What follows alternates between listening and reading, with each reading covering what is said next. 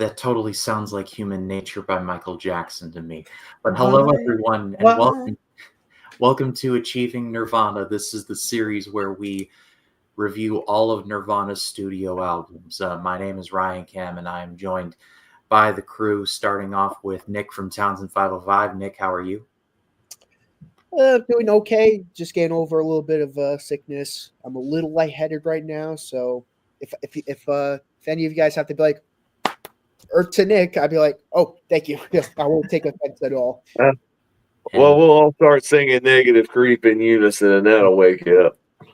Or accompanied by his Creed vinyl album, it's Scott from SoundLab Studios. Yes, Scott, yeah, that's a little foreshadowing. Are you ready for what's to come? If you know, you know. And Jacob Martin. Jacob, how are you? I'm doing pretty good. Yeah, well, this is we've got one more album that we're going to cover, but this is the very last studio album of Nirvana. So without any further ado, let us get into the background information. To say that Nevermind blew the doors off was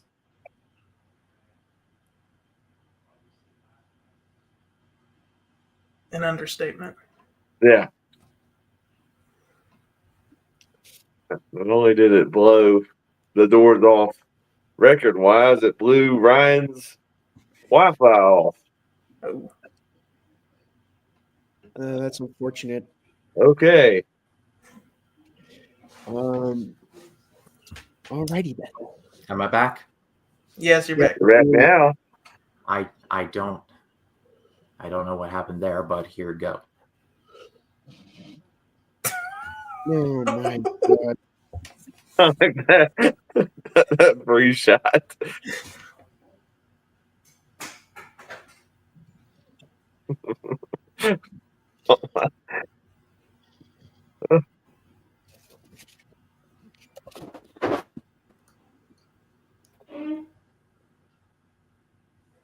And he's gone. Right. I think he's switching his source. There we go.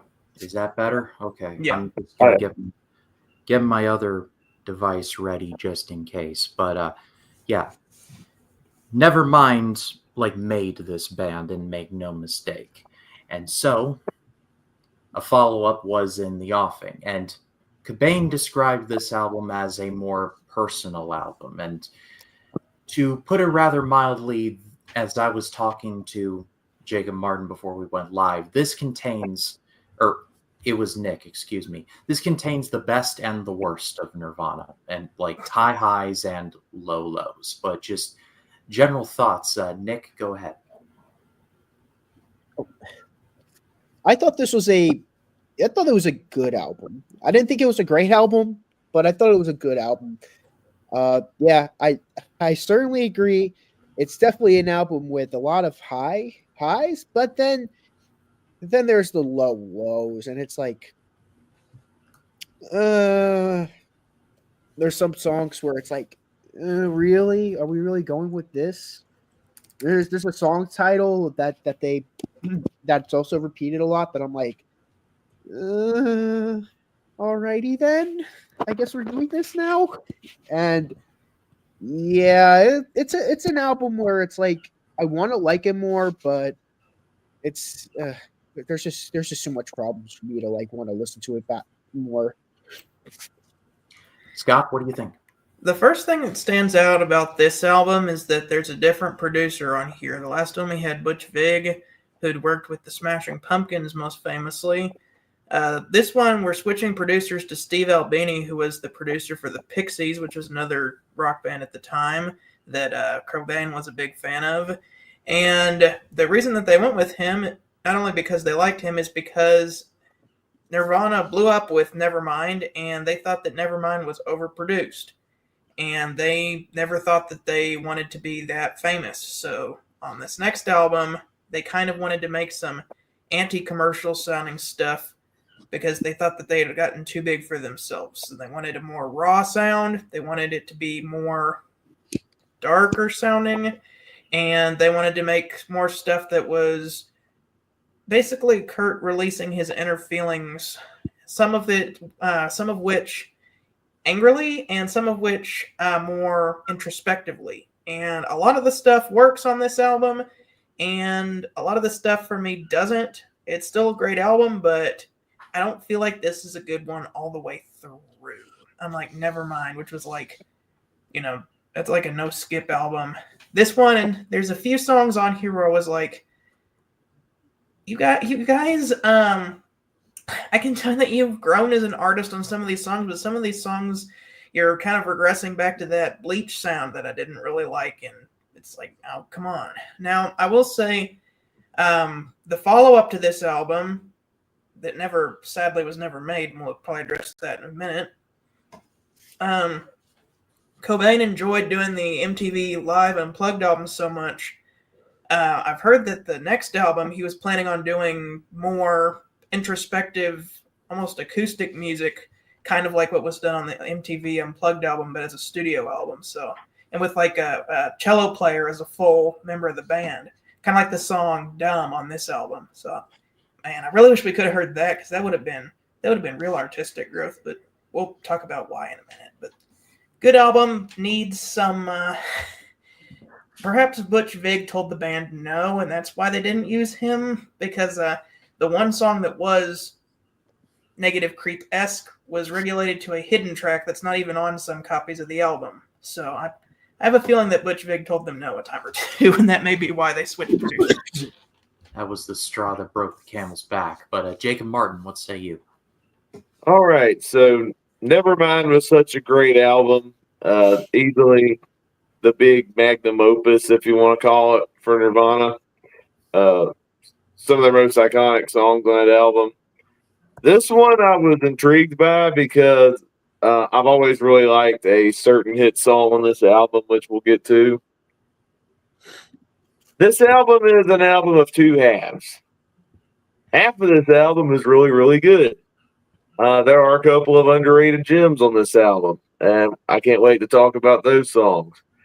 The other half of this album reminded me of Bleach, and not in a good way. So this album is very much a mixed bag. It's an album I want to love, but the stuff that really hurt this album. Yeah, Jacob put it better than I ever could, but that's my sentiments exactly. It's like one album it's Bleach, another album it's Nevermind, and it goes like this throughout the entire album. Because like I said, the good songs are excellent. Like my personal favorite Nirvana song is on this album, and we'll get to that. However, you also got Senseless Apprentice, but we'll get to that. I guess now's as good a time as any to address why this is the last Nirvana album, as I'm sure many of you watching this know. Unfortunately, a few months after this album's release, Kurt Cobain took his own life. Now, there have been many bandied about theories as to like what led to this. There was a lot of drug abuse, a lot of other factors. We could armchair quarterback this all day long, but I feel like I want to keep this series just about the music. And so for only 3 albums, Nirvana did a lot with a little. And they had some bad songs, but they also had some really good ones. They pretty much started a movement, like a whole entire subgenre of music. It's rare when stuff like that happens. And if you really think about it, bands like, say, Soundgarden or Dinosaur Jr. or Better Than Ezra or others, they owe a lot to Nirvana. Kind of a what-if scenario I kind of think about, and I've asked you guys about, like, what if Nirvana had continued on? I think it would have been, and we could do wish fulfillment all day long, but I feel like if Dave Grohl would have gone too big for the band and Foo Fighters would have actually happened. Scott, I believe you and I were talking about that.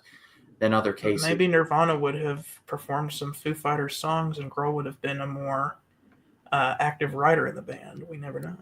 Yeah, that's a good point too. You could have gotten the Nirvana version of "There Goes My Hero." I would have loved to have heard. Oh my, how's it go? But like I said, we could do wish fulfillment and like fantasy booking all we want. But I think like it's sad that Nirvana only has 3 albums. I mean, technically 4, but we'll talk about Unplugged at a later date. But it's truly a shame that Kurt Cobain is no longer with us because he's got his faults, sure, but when he's on, like, he's fantastic. Yeah, you were talking about how they were so influential and started a movement. Like, I got Pearl Jam. Hey, I actually was able to point to it. That actually came out before Nevermind did, but it didn't sell well. The only reason it started selling is because Nevermind became big, and it sounded kind of like that. That was the big reason people started gravitating to Pearl Jam, because it was a similar sound.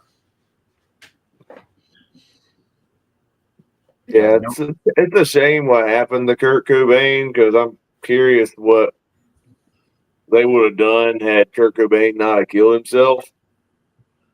And I wish they ended out on a stronger album than in Utero. I wish there was kind of a continued growth from the Nevermind album and not half trying to sound like Nevermind, half trying to sound like Bleach. If I was Nirvana, I'd stay the heck away from Bleach. That's not a good album. But you know, the influence is still there. I can see why they're a very much celebrated band in rock music. And considering what their role was in the genre, even with the issues I have with some of these songs, I still have mad respect for them. Couldn't agree more. But without any further ado, grandstanding and hot dogging aside, let's get into the album itself. Starting off with track 1, Serve the Servants. Nick. Okay, so I thought this was a good way to open up the album. I mean, of course, their best album opener is Smells Like Teen Spirit, but this was a good album opener. Not a great album opener, but a good album opener. Not a song that I see myself going back to often, but I enjoyed it while it was playing. I actually really liked this song. I thought it was really good, and I feel like this song should be more recognized. I mean, apart from the extremely noisy intro, which that's cool, but it may be a turnoff for some people. But once you get past that, you just get this rocking guitar riff, and I love the chorus, the serve the servants. The whole time I was listening to this song, I was just like, man, this is just like a really cool song. I can't wait to find out what Kurt's going to do next, and we'll talk about that when we get to that one. But the opening track was left me very optimistic for what the rest of the album was going to sound like. We'll follow that up in just a second. Jacob. Well, let's address the elephant in the room. This is nowhere as great of an album opener as Smells Like Teen Spirit. But with that said, it's still a good song in its own right. Yeah, the intro is a little obnoxious, but there's still a really good guitar riff behind it. I do really like the chorus. It's one of the more memorable songs on the album, and I like this song just enough that it just edged into my top 5. Yeah, this is in my top 5 as well. Very few songs can be as good an album opener as Smells Like Teen Spirit, but I think in terms of opening songs, this was really well done. I agree with Scott. The guitar riff is awesome. If you can watch it without watching the visualizer, do that, because the visualizer like video for some of these songs is the same footage of Cobain and band like beating up guitars. Like it's the same video. And it's a bootleg that some fan recorded on a camcorder in the 90s. Yeah, so they should have put a little more effort into some of these quote unquote music videos. Yeah, but Serve the Servants is in my top 5. I greatly enjoyed it. But let's go from the penthouse to the outhouse. Sentence Apprentice. Nick, can I Smells please... like the outhouse. That's what the Thank you. I was gonna request the can. There it is.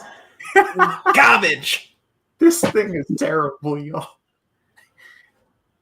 I wish I could play a clip to like fully underscore just how bad it is, but I'll do an impression of it. So here I thought the worst songs on Bleach were some of the worst ever Nirvana songs. But then this track comes along and was like, hello, I'm Sentinel's Apprentice. Johnny Cash reference. But yeah, I mean, this is trash. This is plain trash. Yeah, I didn't like this one. All right, Scott.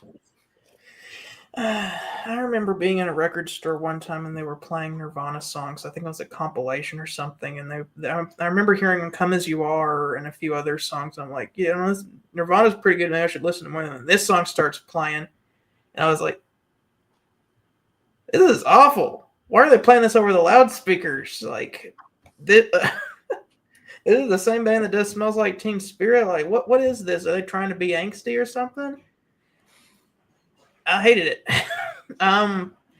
The main song part, the verses are okay. It's got a kind of a cool guitar thing, but the chorus is literally just Kurt Cobain screaming with a bunch of distortion and the volume slider turned all the way up.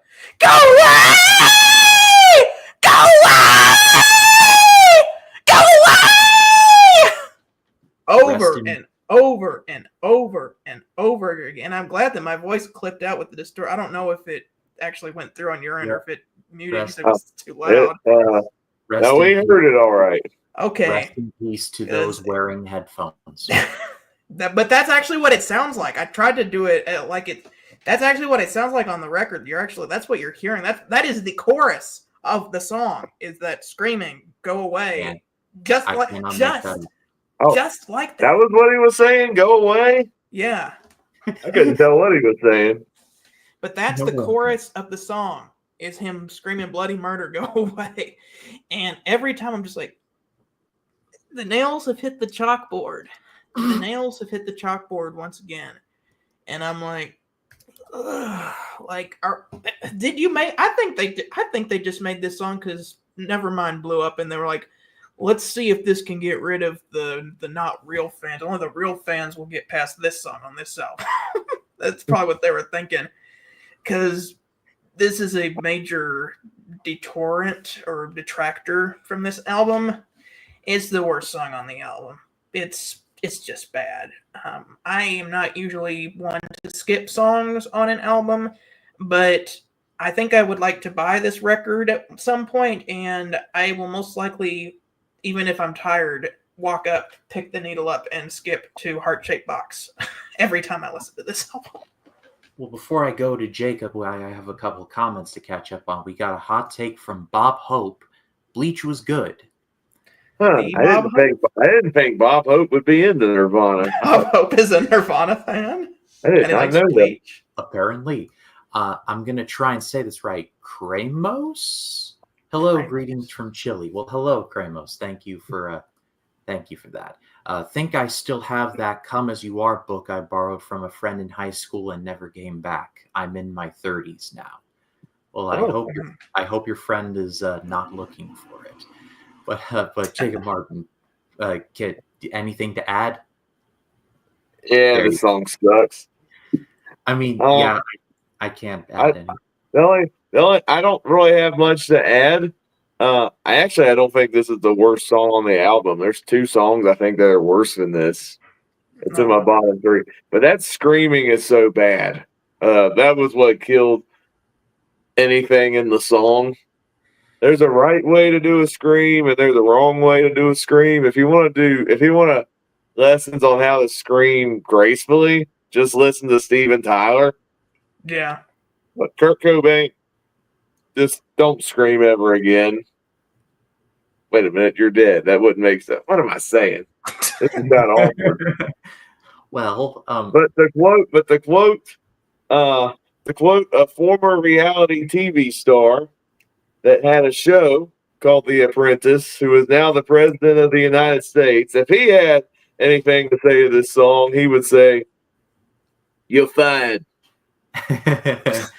I don't think I can add anything. That the song is not good. Like it, the I was like the Grinch, like the noise. I just got sick of it at that point, which is all the more whiplash-inducing because the very next song on this album, my personal favorite Nirvana song of all time, Heart-Shaped Box. Nick. Yeah, this is a wonderful song. Definitely can see why it could be people's favorite Nirvana song. I mean, I'm going to be brutally honest. This is the best song on the album for me too. So, yeah, I'm not gonna be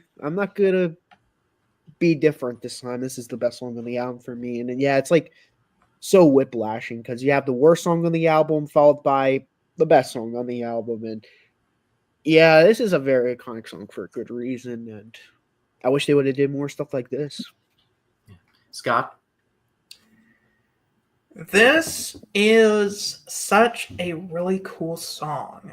The very first time I heard this is people were saying, because Something in the Way was played in the Batman trailer, people were saying, I wonder if Heart-Shaped Box is going to be in the movie since Something in the Way is in the trailer. And so that made kind of prompted me to check this song out. And whenever I heard it, I was like, whoa, this is cool. I love how the song opens up with that dropped guitar intro, the down-tuned guitar, and just the haunting way that it sounds up that down down down down down down down down down down down down down. Except it's on a cleaner setting. It doesn't have the power and the overdrive that it has later on, but we'll get there. And then Dave Grohl comes in on the drums, and they start singing. The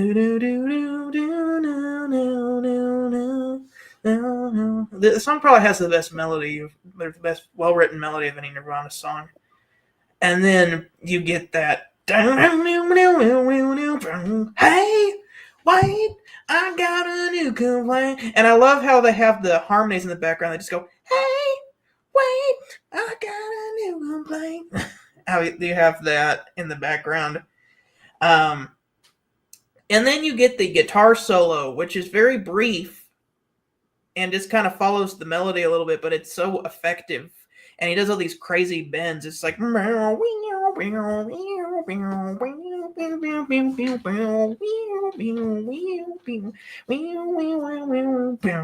that's it. That's all it is, but it's very effective. Such a cool song. Such a cool song. I think this is my favorite Nirvana song as well. I will say, Bo, the music video for this song is trippy. Yeah, I was watching it earlier, and I was just like, because I love the song. I was like, let me see what the music video is.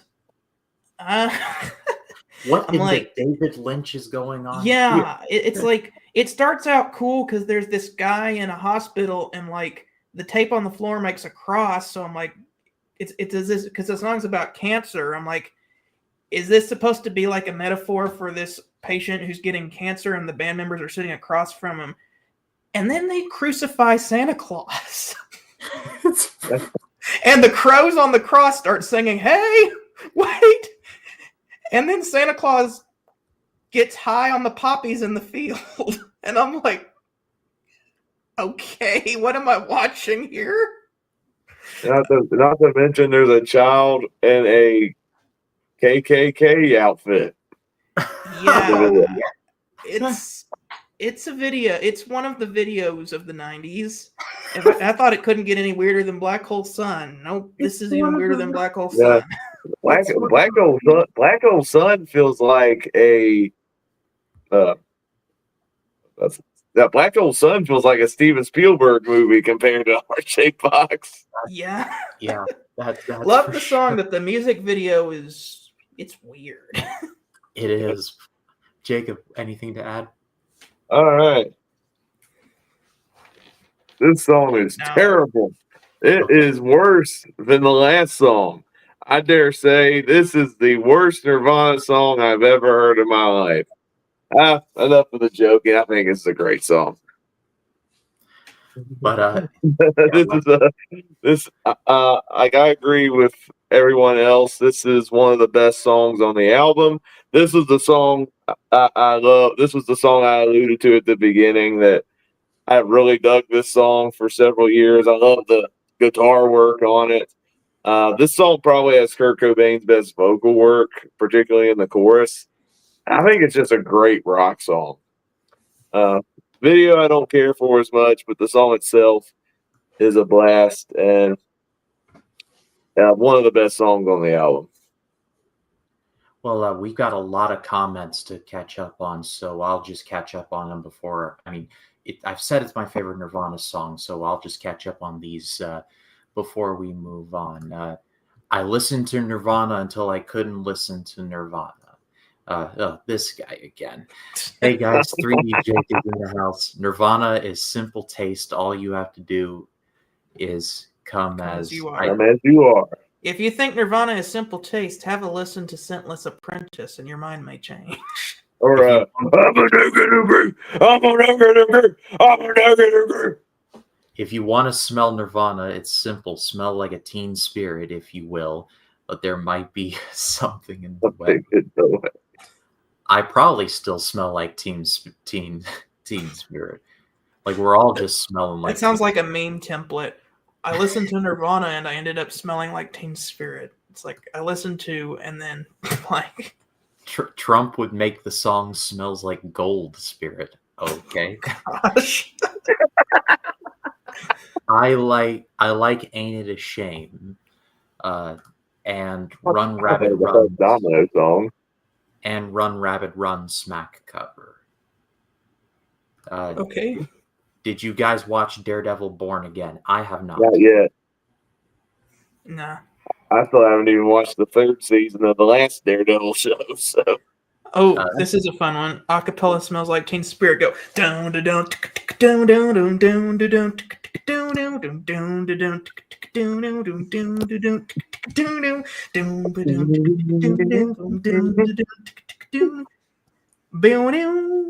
And Santa is okay. Like,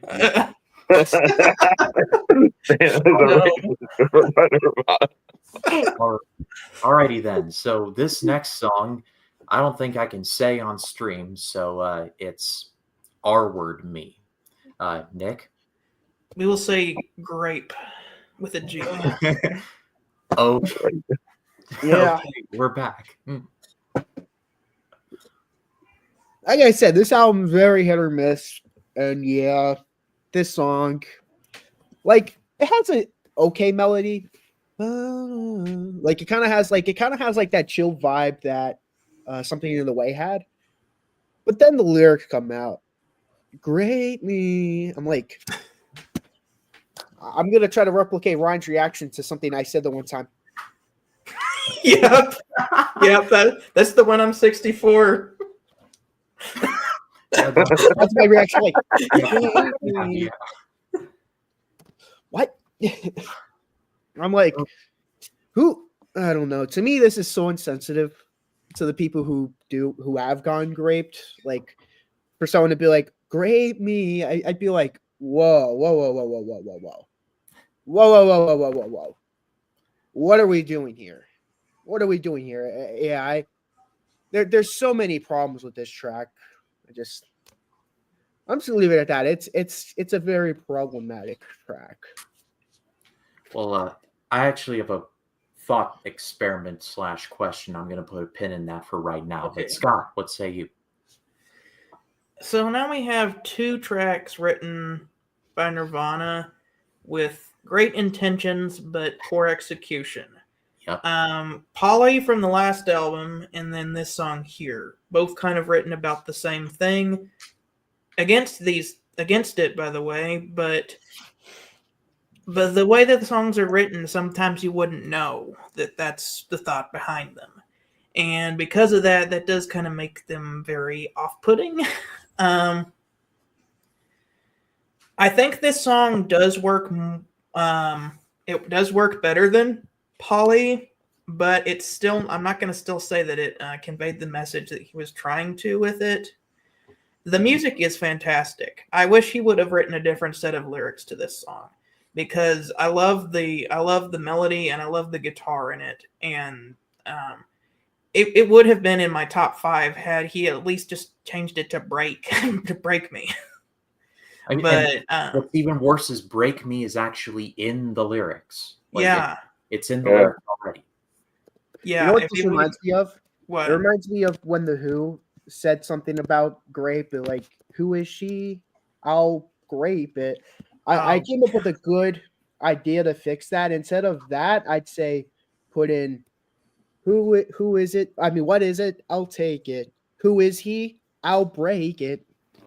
See? it's literally a better rhyme than what they actually came up with. Yeah.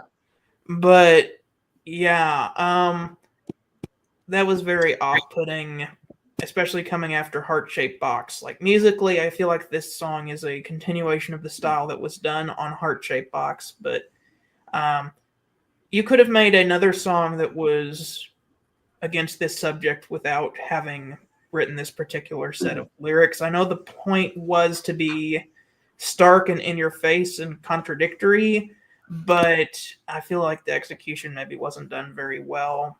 I do know that in concert, since the guitar riff is very similar to Smells Like Teen Spirit, sometimes Cobain would play the guitar riff to Smells Like Teen Spirit, and right when people thought that Dave Grohl's drums were going to come in, he sang the opening line, and they were like, no, because famously he would sometimes not play Smells Like Teen Spirit in concert just to piss the audience off. And he would do this song instead. But yeah, musically fantastic, but lyrically leaves a lot to be wanted. So now we come to the brown sugar of Nirvana's career. Yeah, Uh, that's a good comparison. I actually do like the guitar work on this song. And I think of the songs that have this subject matter, this one to me is less icky than Polly. Just the way Polly was written and the point of view it was written towards, I'm like, but It's that too much. doesn't mean this song is any better though. Like this one, I think has better production behind it. Like I think if you just like turn the lyrics off in your mind and just hear like the production as background noise, I'm like, it's a well crafted song, but you get the subject matter on. It's like, what are you trying to say, Kurt Cobain? What did you watch A Clockwork Orange too many times? Did it get it, when it went through your head? Like, what's wrong? What's wrong with you? I don't know. This is a very problematic song. Not the worst song on the album, but I don't really care for it. So I am of two minds on this song because on the one hand, in terms of like music wise, I think the song is fantastic. And I legitimately believe that. Like the I'm not the only one. Like that part I thought was just phenomenal. However, to quote Roger Ebert, I admire what they did and I hate it because this is a very difficult song, and make no mistake. But we have a few more comments. David Diggs writes, "In Utero was produced by Steve Albini. The band wanted to capture more of a raw sound. Grape Me is a good track. It was written as an anti-grape song." Nick waiting some Tommy clap emojis. We'll review that one eventually. Quoting. Quoting. I think that was Quadrophenia. But let's move on now from a very simple title to a very complicated title. Kurt Cobain's rebellion against one-worded song titles. Frances Farmer will have her revenge on Seattle. Nick? Yeah, this wasn't a terrible song, but it's not a great song either. It's like it's in the middle for me. Like it's like at one hand, it's like there's nothing really to hate about it, but like it's just one of those songs where I'm like, I don't know, just kind of them going through the motions for me. But curious what you guys have to say about this one. Right, Scott? This is a very heavy song. I liked it. I didn't love it. I feel like this is kind of on the upper middle portion if I was to rank all of the songs on this album. I enjoy the guitar work on this one. I love the guitar tone that he gets on here, super powerful. I just feel like the singing isn't as memorable. It's more just about the guitar on this song. It's sad that I have to give this song extra points for not making me want to rip my ears out, but there are some other songs on this album that would do that. Or make you feel like you want to shower. But Jacob. Yeah. This one's all right. It's not an amazing song by any means. I do like the guitar work. Vocally, it's okay. It's nothing to write home about, but I'll take it over half the songs on this album that either make me real uncomfortable or feel like I've lost half of my hearing drums. Well, this song made it into my top 5. I think I liked it clearly more than everyone here, which is not to discount any one of your guys' opinions. It hit different with me. But David Diggs, okay. David Diggs I know. Yeah. He's daring where, the attacker to grape her, and she would end up graping the attacker in the long run. So, interesting theory there. Alrighty then. As I think I heard her once said that. Someone said that. Alrighty then. But let's now move on to Dumb. Nick? Well, I don't think the song is dumb. I actually really like the song. Where is it ranked? It's made my top 5. I actually really enjoyed the song. So we're finally getting into some great territory again. I know it feels felt so rare, but yeah, I'm like, okay, after those 2 songs, I'm like, okay, they're starting to redeem themselves again. I really enjoy this one. I'm not sure where you guys stand on this, but to me, this was a highlight. All right, back to some good stuff. Finally, after we had stupid Scentless Apprentice, Francis Farmer was okay, but this song is when the album gets pretty good again. This is actually one of my top 10 Nirvana songs, period. I love this song. It has a very similar vibe to Something in the Way. It's a little more upbeat than Something in the Way, but it prominently features a cello, a lot like Something in the Way. I love the guitar on there, and I love the I think I'm just happy. Bow, no, no, no, no, no, no. I think I'm just happy. Bow, no, no, no, no. Do, do, do, do, do, do, do.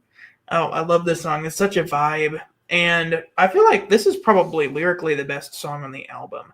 It's talking a lot about social isolation and Kurt Cobain feeling like he's different than other people, and that makes him feel like he's dumb. But then he realizes that other people are angry all the time, and he's happy, so maybe it's okay to be different because he's happy and they're all angry. But sadly, he really wasn't happy inside. Maybe he was trying to put on a face with this song, as we all know what happened after this. But the lyrics can be a little relatable if you're a little more antisocial, and just a really fantastic song. Love the production too. I already talked about the cello. I just like the more chill vibe of this one. It's such a great song. Jacob? Yeah, this is definitely one of the best songs on the album. I love the laid back acoustic vibe to it, along with the cello. Very reminiscent of Something in the Way. I wish they had more of this sound on, I guess on this album in general, but I guess I'll get my wish when we do the MTV Unplugged album. This would have been the sound of the next album. I think it's pretty well documented that Cobain, if they made another album, wanted to do an album of all songs that sounded like this one.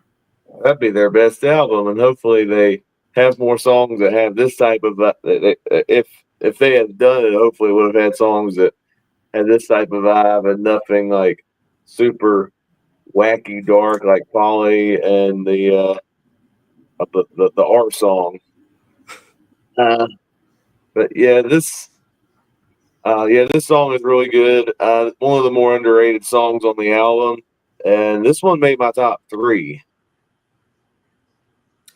This one also made my top 3. I really enjoyed it. Like, this is a song that grew on me. Like, the first initial listen, I was like, okay, this is good. Then the more I turned it over in my head, the more I liked it. And I just, like Scott was talking about, if this was the sound that they were going for in the next one, that would have been Goosebumps right there. But you have a few... It's more fleshed out on the MTV Unplugged album because they have a cellist on their MTV Live set that plays with them.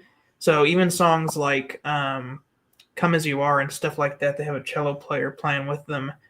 And then we haven't really mentioned it yet, but I forgot to mention this, but on Nirvana's In Utero tour, they got a new member of the band. He wasn't on the album, but he played with them live. Was their second guitar player. His name was Pat. And Pat would sometimes, he would do the harmonies live, on Heart-Shaped Box, the hey, wait, he would do that part, the high part live. He would play extra guitar to kind of even out the sound, give it a more full sound, especially when Kurt Cobain was doing his guitar solos. And he actually plays on the MTV album, so you get 2 guitars on that. And yeah, I think he would have played and made studio contributions on the next album, but we can only speculate. Well, we have a few more comments from David. Dumb had a Polly feel to me instrumentally. Somewhere in between Polly and Something in the Way. Oh, speaking of, I can see Something in the Way comparisons too. Yeah. More vulnerable side of Kurt and great harmonies from Dave Grohl. Couldn't agree more. But let's flip the record and let's move on to the back half, starting off with Very Ape. Nick. Yeah, this was just kind of like the opening track. It's a song that I thought was decent, but it wasn't like a song that I would go back to. So it's like both album opener and side 2 opener. It's like, I don't know why they decided to open up on something that's decent, not great, but it is what it is. I thought it was decent, but nothing like too special in my opinion. This song is kind of just there. It's good to rock out to when you're listening to the album, but it's not really one I go back to a lot. Now, I know that records weren't the main format that people were listening to at this time, so maybe picking a side 1 and a side 2 opener wasn't at the forefront of their minds, but they still had cassette tapes at the time. I'd have probably wanted Dumb to be the opener to side 2, because they still had cassette tapes, so that was probably at least in the back of their mind. But I would have tried to do Dumb as the first song on the second side. I agree. Jacob? Yeah, this one's okay. There's nothing about it that I think is awful. There's some good guitar work on here again, but this one just kind of comes in one ear and out the other for me. And this has kind of become a running gag in our group, but this, I guess, is the Before They Make Me Run of In Utero. But, every album has one. That's true. Well, not every album. Not the one we're going to review tomorrow. No. But I liked this song. These next couple songs I would firmly place into the pretty good. Like I said, it's very with this album. It's all-timer crap. All-timer crap. And this is the middle chapter of it's not assaulting my ears. That is certainly a plus. But let's move on now to Milk It. Nick? Oh, gosh. Just milk it, milk it, milk it, milk it. You don't have to milk it. It doesn't matter if it's almond or cows. Just milk it. Just milk it. Milk it, milk it, moo! If only that was the reality. If only Real did something like that. I didn't think this was bad. I mean, it's nothing great, but it's another song where I'm just like, it's there, it's okay. I don't know. I don't remember quite much about it, even though I heard the album before coming on here. So this is kind of like my before they run, but it's it's okay. But then it's like, okay, I don't know how this sounds like. So there's my thoughts on that. Remember when I said Scentless Apprentice was the worst song on the album? I forgot Yes. about this one. This is even worse. At least What? Scentless Apprentice has a cool guitar intro and some good bass work from Novoselic. This one is just noise and screaming the whole time. There's not even an okay song part.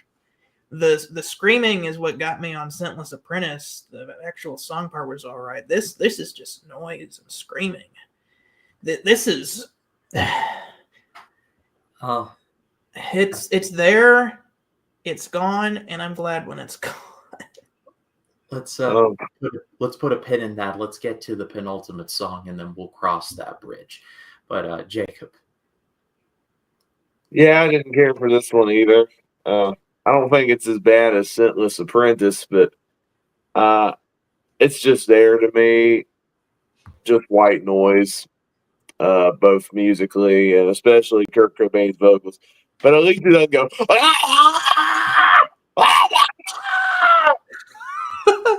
at least he doesn't morph into John Lennon's wife for a few seconds. Oh no! We all were thinking it. Kurt Ono. Okay. We all were thinking it. I had the courage to actually say it.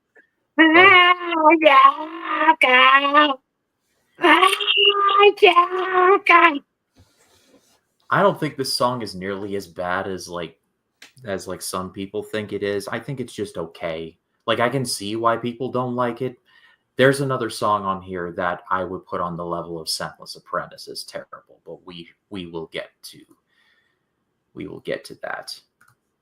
Just curious, were any of you alive in '93? I was a junior in high school. I was not. 6 No. years. I was 6 years away from being born. I was born in '99, so I was same year born. that album came out. I was born in '95. I would have wanted to be alive in '93. That sounds fun, but missed out by a few years.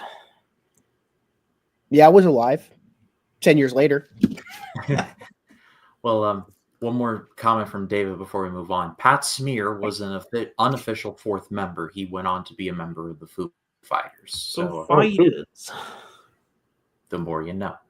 But Oh, let's move on to Penny Royalty. Pinky's out. Nick. Yeah, this was a huge highlight for me. I thought this was an incredible song.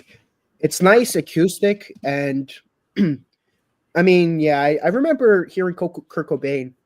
There was like an interview where he was talking about the making of the song, and I thought it was a cool origin story. I forgot the origin story, maybe you guys know, but I was like, I gotta check this song out, and then I listened to it. I'm like, yeah, this is definitely a highlight for me, and this is the second best song on the album for me. I thought this was a gigantic highlight. One of my favorite Nirvana songs in general. It's really, really that good. I really enjoyed this song. All right, Scott. Fantastic. All around just a fantastic song. This is kind of going for, it starts out a little more chill, but then it ramps up later on. This and Dumb are both highlights from the MTV album, which we'll get to on the next one, which those two songs really fit that style really well. I love the guitar intro. It starts out with just him like clearing his throat and coughing, like and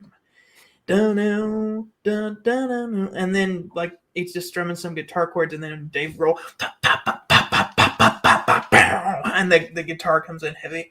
I sit and drink that royalty, and then you got that high harmony in the background.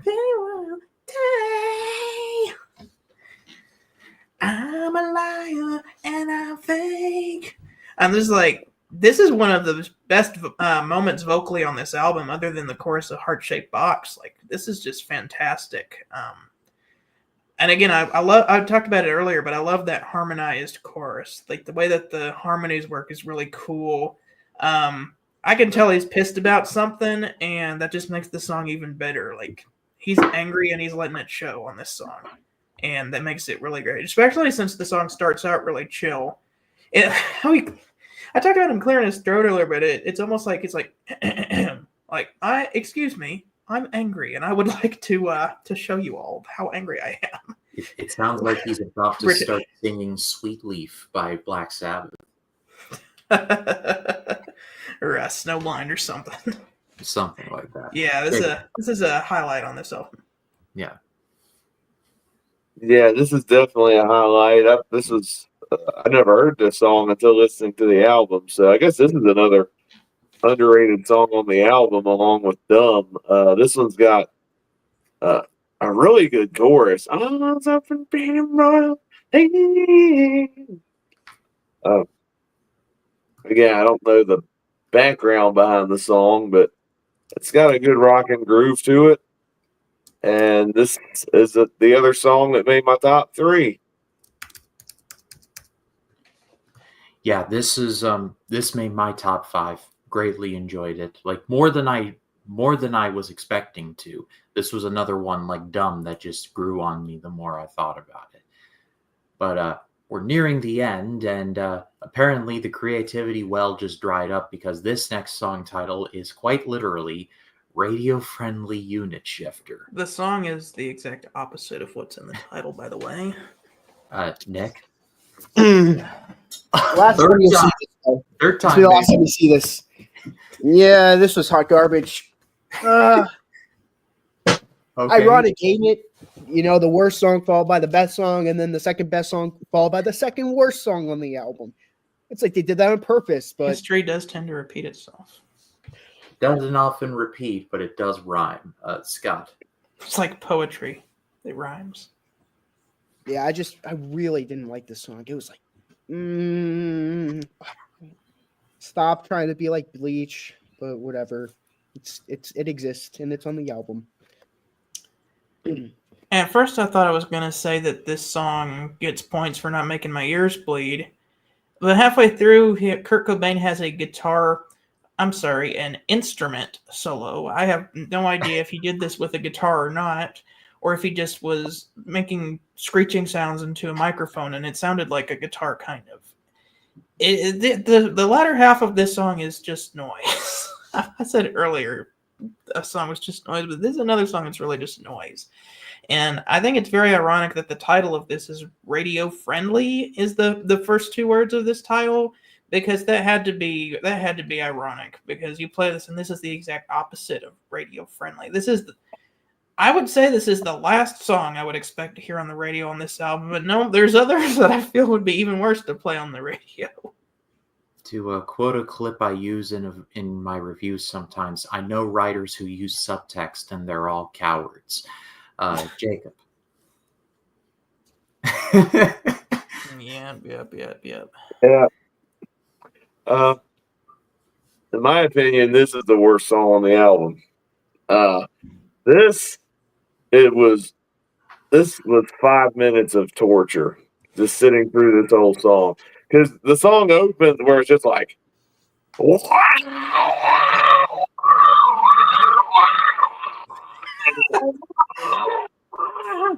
least that's what my brain was hearing. And then there's Kurt Cobain singing, and there's like production behind it, but it's all noise. That's what this whole song is to me. It's just noise. Like, I felt like I was listening to Bleach all over again. And the song is stretched out too long, and I'm like, what are we doing? This is awful. I'd say some of the songs on Bleach are bad, but this is a contender for this. Feels like a Bleach leftover repackaged in Utero, and I'm like, come on, Nirvana, you're better than this. Like, what's wrong with you? The song sucks. I feel like that would be like a Family Guy cutaway clip where it's like Peter Griffin is like, man, I really can't understand Nirvana. I don't know how anybody can. And then it just shows like a teenager, and then they're listening to headphones, and you just hear, and it zooms into his brain and says, we're all lonely and depressed. We are, I know you're lonely and depressed. We are too. Come join us. And then it zooms back out. It's like, that's what he hears. It's like, that's how he understands it. There actually is a pretty dark Family Guy like cutaway where like Stewie goes to like the past and encounters Kurt Cobain about to do it. And it's like, Mr. Cobain, I have something that might be able to help you. Haagen-Dazs, lots of Haagen-Dazs, and then cuts to the present, and it's like Nirvana live in the Budokan, but Kurt Cobain is fat now. But yeah, I did not care for this one. It's not bottom of the barrel. It's not Senseless Apprentice or this next song, but it's still pretty bad. And this is the one that like there's no defending this one. It's Tourette's. Nick, I can't believe I'm saying this, but I actually enjoy this one. I actually like this one. It's one of those so bad it's good for me. Like this track just gets me laughing all the time. I'm like, they're genuine. This is a genuine recording on an album. I was laughing at Senseless Apprentice earlier, to be honest. And you know what? This made my top 5 just for how hilariously bad it is. Because it's like they're trying to be genuine, but it's like, what are you doing? But of the Bleach-esque tracks on the album, this is like the only one that I actually thought was. I mean, it's not good, but it's one of those so bad it's good type deals for me. I was that way with Negative Creep, so I respect the opinion. Scott. For me, I cannot understand a word of what he is saying on this song, and I think it's on purpose. I think he's purposefully trying to sound incomprehensible, because what the heck? It's loud, and he's just going.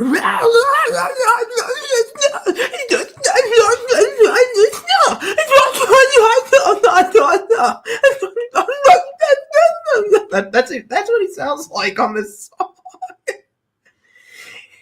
And it's like,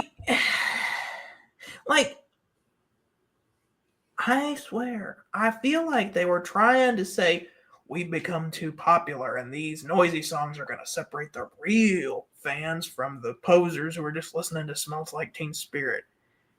Guess what? Sometimes the real fans don't want to hear this either when we want to get a whole good album. All right, I'm listening to whole albums from Nirvana, and I don't want to listen to this song. So why not make something more like Dumb?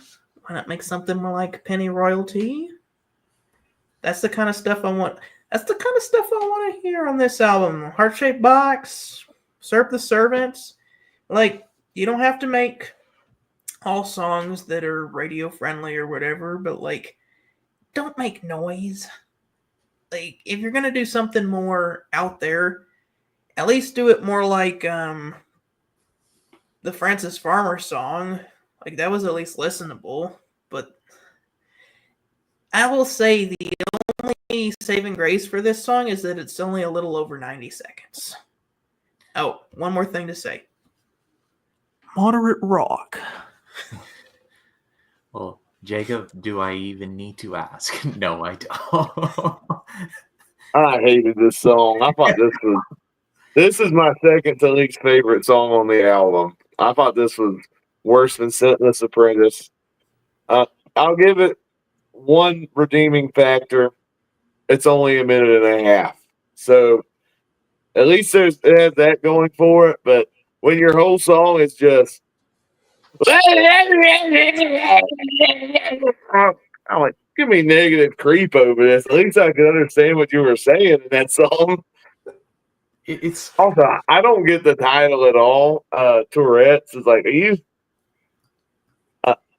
Is that implying that you're mocking people with people that have that? Because that kind of rubs me off the wrong way if they did. It's like if you made Autism the song and you sung it like that, and someone who's on the spectrum might be offended if that was the case. So I wouldn't think so, because Cobain was very defensive of. I know he was against sexism and racism, so I would think he would be against like people who would make fun of autism, but I don't know.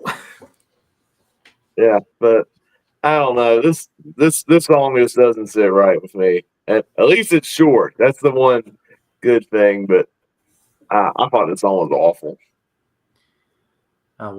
Before I get to me, we do have several comments to catch up on. Where is it?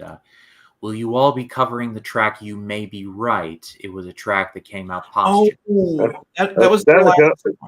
Is that a cover of the Billy Joel song? No, You may be right. it was. I think it was like the sing that was they were working on. It was getting like the first single from their next album, and they didn't release it till after he died. Let's talk about that on the MTV video because I've heard little clips of it, and it's actually pretty good. Yeah, yes, we will, David. But when we cover Nirvana MTV Unplugged in New York, radio-friendly shifter unit was Kurt's sense of humor and expressing his distaste of music becoming so commercialized. Oh, that's what that was. I can that's too anti-commercial. That's like too anti. I appreciate the attempt, and I can understand what Kurt was trying to go for, but that doesn't change the fact that it's an assault on the eardrums of anyone within a 5-mile radius. Yeah, I think the way he did it, it just comes off as pretentious. Dario Rabasco says Tourette's guitar riff is a punk rock masterpiece. Okay, if you say so. Often covered in hardcore punk rock shows. The title comes from the fact that he played this song on guitar, moving his right hand in a strange way, as he had Tourette's syndrome. Oh, it's a self-deprecating joke. Oh, okay. Okay. The more Kurt Cobain, I don't think he would make fun of people with autism. Okay, well, whatever I just said a few minutes ago, take back. That I thought he was mocking people with disabilities or people on the spectrum or whatever. But I still think the song sucks. So, yeah. Well, let's close things out with, just another one of my favorite Nirvana songs. Did you share your thoughts on the song, or? Oh, Tourette's is awful. Just if I had a trash can, I'd show it off. But let's close things out with All Apologies. Nick? I hope we could all agree this was a great way to close out the album. It kind of starts off on a softer note, and then it ends up getting harder.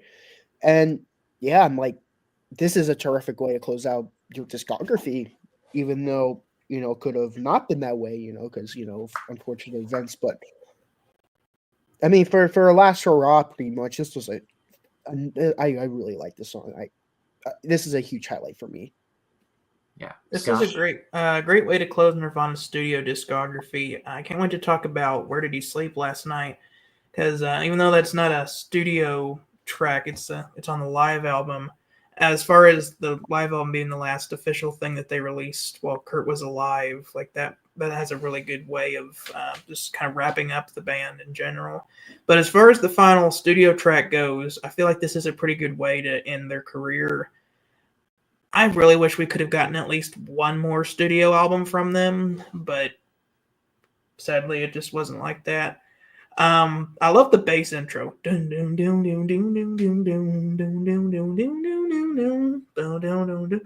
you got that cello in there again. And then whenever he comes in with the vocals, it's like, what else can I be? All apology. I love whenever he hits that high note. He just puts all that grit in there. He's like, all apologies. And then as the song progresses, it gets heavier and heavier. They get more electric guitar in there.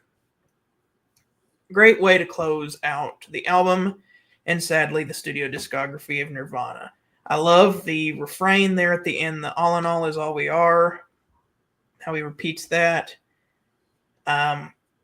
Strange whenever a band's discography concludes with almost, I don't want to say a cryptic message. What's a good way of putting that? Like a little, I don't know, nugget of wisdom or whatever. The Beatles on Abbey Road have, in the end, the love you make is equal to, or the love you take is equal to the love you make. Nirvana has all in all is all we are. Like, you could have a list of great last lines in a band's discography, and this would probably be on there. But Great way to close it out.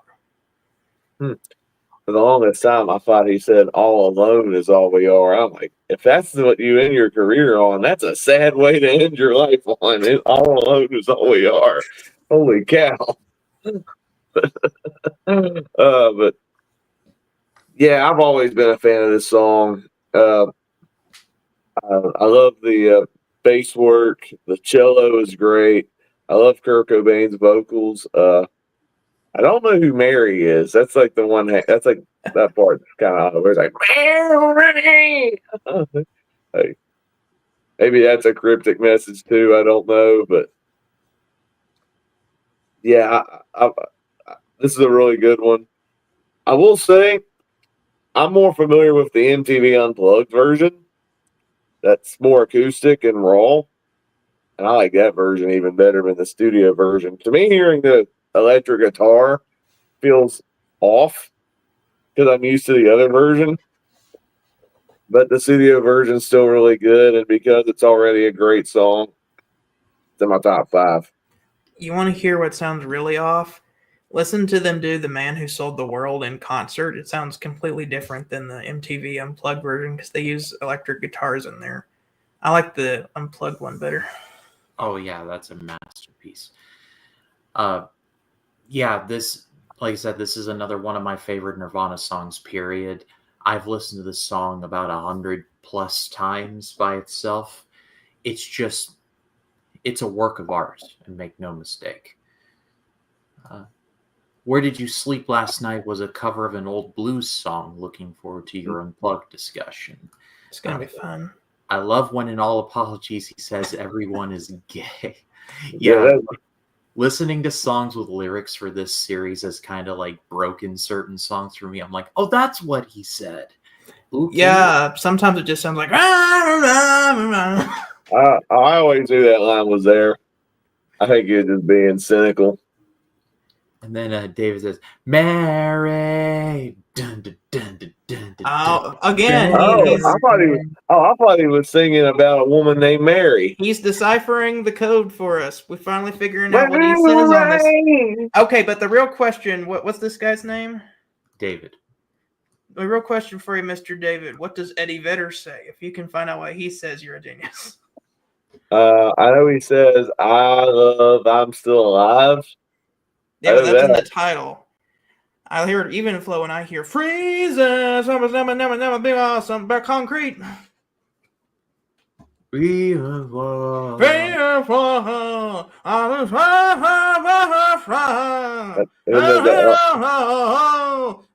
other one? What's that other one? Tell me, mama,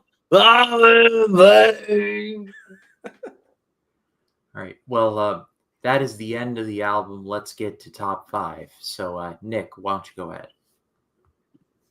Okay. So number 5, I'm going to go with Dumb. Number 4, I'm going to go with Tourette's.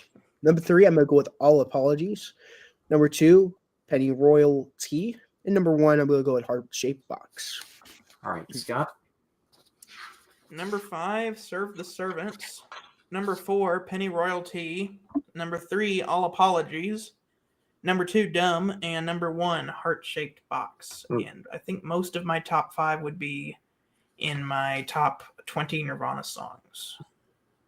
Like I said, the highs are high, folks. Jacob? The highs are high, but then the bottom would be in my bottom Nirvana songs. Well, Scott, we have the same top 5, but some of the songs are in a different order. Number 5, Serve the Servants. Number 4, All Apologies. Number 3, Penny Royal Tea. Number 2, Dumb. And number 1, Heart Shaped Box. And for my 5 is Penny Royal Tea. Number 4 is Francis and the Rest. Number 3 is Dumb. Number 2 is All Apologies. And number 1 is Heart Shaped Box. Before we go to scores, a couple more comments. Dario appreciated our Eddie Vedder impression, apparently. On Yellow Ledbetter, good luck deciphering that. That sounded like Eddie was singing phonetically. Yeah. All right. Well, Nick, 1 to 10, what do you give it? I'd say the highs are really high, but the lows are really low. But I'm gonna give it a 7 out of 10. I think there's enough good songs on here for me to give it a good score. It's not a great score, but it's a good score. All right, Scott. I'm gonna give it, and this may be too high, but I'm actually gonna give it an 8.5. I feel like the highs are too high for me to give it anything lower than that. If I was to judge it just on the highs, it would be a 10 out of 10. If I was to judge it just on the lows, it would probably be like a 5 or something like that. Maybe even worse. But yeah, I'm gonna end up going with 8.5. I just feel like some of these songs are just the all-time Nirvana classics that I want to hear over and over again, and some of these are songs I never want to hear again. So, kind of made ranking this album difficult, but I'm gonna stick with 8.5. All right, Jacob. Yeah, this is a tricky album to rank because this is a very all over the place album. I think to me, the only great songs on this album are my top 5. That's just my honest opinion. Francis Farmer's okay. Very Ape is okay. The rest are not good in various degrees of quality. So you have an album that, like, when you have your high highs, it rivals Nevermind. Then your low lows, you're on the same level as Bleach. So, like, I think the best way to do this one, because to me this album's a mixed bag, I'm just going to meet in the middle. And for me, it's a 6 out of 10.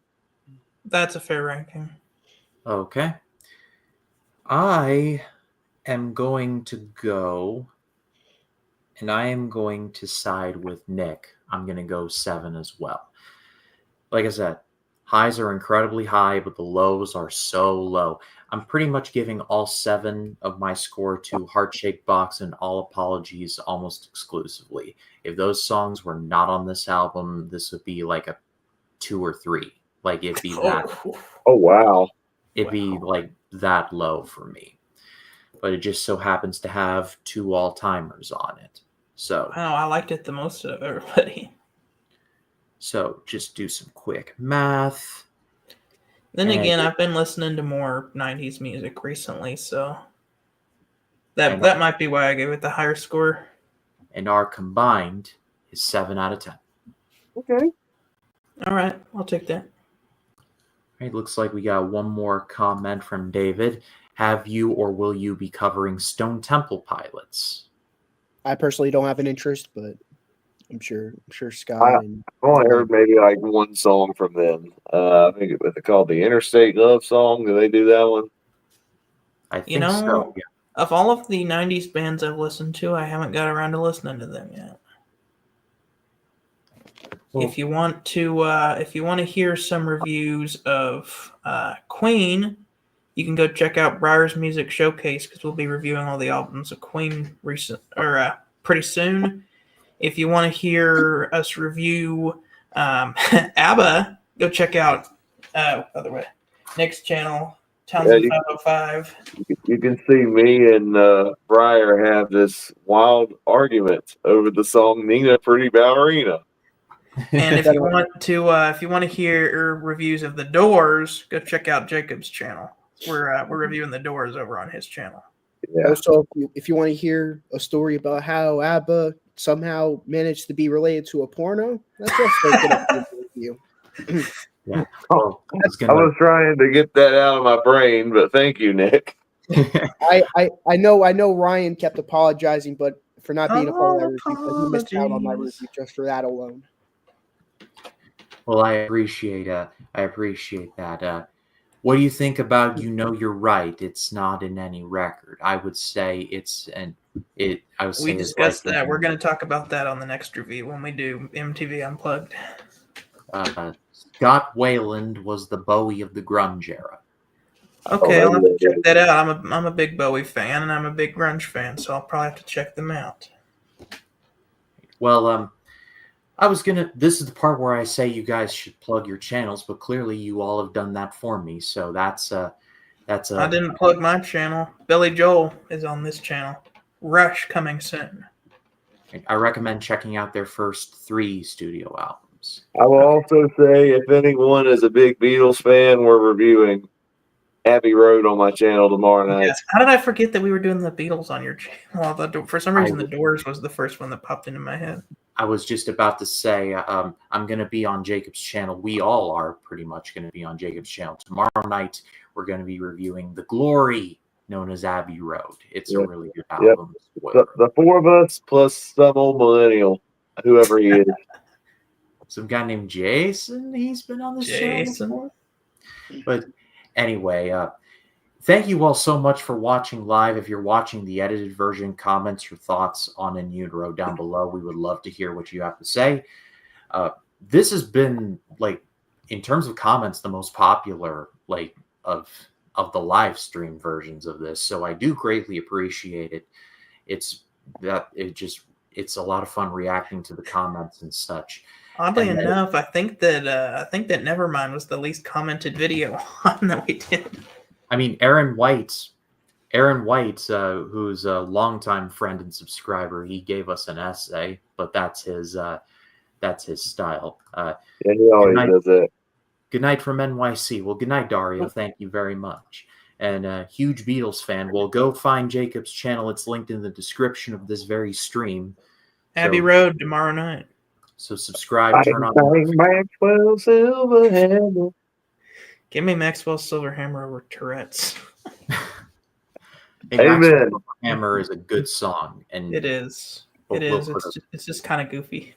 we'll put a pin in that until tomorrow night. But to wrap up achieving Nirvana, we're going to be covering, like we've been talking about, Nirvana MTV Unplugged in New York, and then it's on to the next band, and I have a good idea of what I want to cover next, but we'll cross that bridge when we get there. But thank you all so much for watching live.